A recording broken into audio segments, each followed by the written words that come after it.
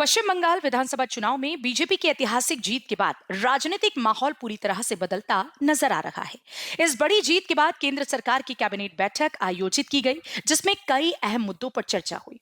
बैठक के बाद एक दिलचस्प और हल्का फुल्का दृश्य भी देखने को मिला, जब केंद्रीय मंत्री अश्विनी वैष्णव समेत अन्य नेताओं ने पारंपरिक बंगाली स्नैक झालमुड़ी का आनंद लिया। कैबिनेट बैठक में पश्चिम बंगाल में नई सरकार के गठन के बाद आगे की रणनीति, विकास योजनाओं और राज्य के साथ समन्वय को लेकर चर्चा की गई। सूत्रों के मुताबिक केंद्र सरकार अब राज्य में बुनियादी ढांचे, निवेश और रोजगार के अवसरों को बढ़ाने पर जोर देने की तैयारी में है। बैठक खत्म होने के बाद नेताओं का झालमुड़ी खाना एक प्रतीकात्मक संदेश भी माना जा रहा है। ये न सिर्फ पश्चिम बंगाल की संस्कृति के प्रति सम्मान को दर्शाता है, बल्कि ये भी संकेत देता है कि नई सरकार के साथ मिलकर राज्य के विकास को प्राथमिकता दी जाएगी। राजनीतिक गलियारों में इस पल की काफी चर्चा हो रही है, क्योंकि आमतौर पर गंभीर बैठकों के बाद ऐसा सहज माहौल कम ही देखने को मिलता है।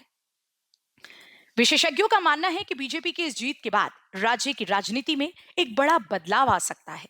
केंद्र और राज्य के बीच बेहतर तालमेल से विकास कार्यों को गति मिलने की उम्मीद जताई जा रही है। कुल मिलाकर ये कैबिनेट बैठक सिर्फ राजनीतिक रणनीति तक सीमित नहीं रही, बल्कि इसमें सांस्कृतिक जुड़ाव की भी झलक देखने को मिली। झालमुड़ी जैसे साधारण व्यंजन के जरिए नेताओं ने एक सकारात्मक और मिलनसार संदेश देने की कोशिश की, जो जनता के बीच भी चर्चा का विषय बना हुआ है।